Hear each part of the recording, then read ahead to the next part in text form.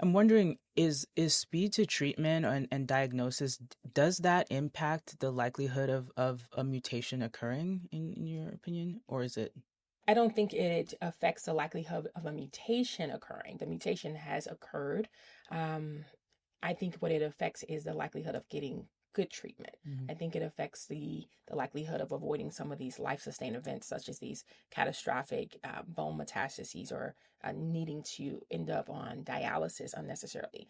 I think so. In that sense, time to access, time to affordable care, time to actually sit in the chair with a physician. Those are what's important.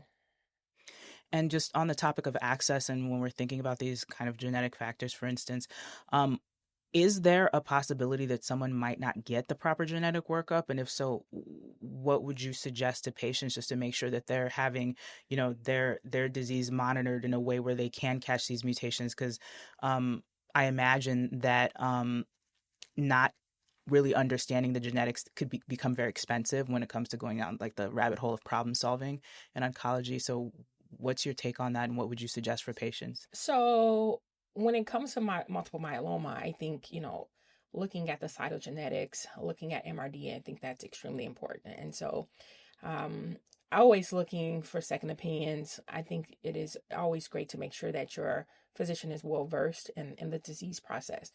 Um, Monitoring, I think it is standard of care that, all providers should be doing the minimal, the cytogenetics, looking at MRD. I think that is um, at minimum that should be performed. And so you want to make sure that, that's what your provider is doing so that you kind of know this is not just multiple myeloma. Is this a high risk multiple myeloma, or is this standard risk multiple myeloma, or is this low risk? Because those are treated differently, and we know that the survival is different. Um, are you being able to be considered for stem cell transplant? Are you being able to be considered for bispecifics or CAR T?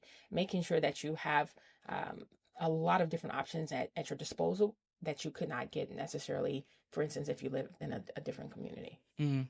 And I mean, you're saying a lot of different options and things like that that I feel like people might never have heard of or been aware of, especially, when they are in a moment of stress, in navigating their treatment.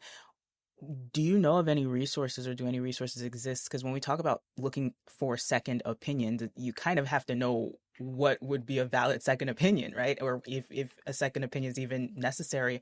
I'm just wondering from a patient perspective, where do people go to make sure that they are to what's kind of like the blue book, the standard to make sure that the care that you're receiving or the answers that you're getting are complete enough for you to make an informed decision? Do you have any thoughts on that? That's hard.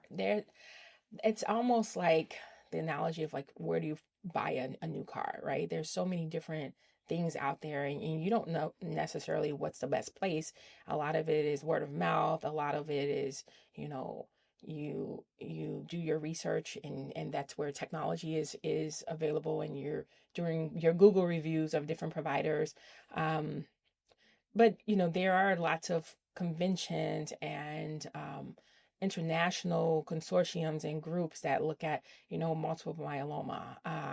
There's Facebook groups, and there are so many of my patients are in Facebook groups, and they talk about the treatment that they are receiving. And you know and a lot of times patients will come to you in your office and say, well, what about this? I heard about this great drug, and it's made and done wonders. So I think being your own advocate, that's important.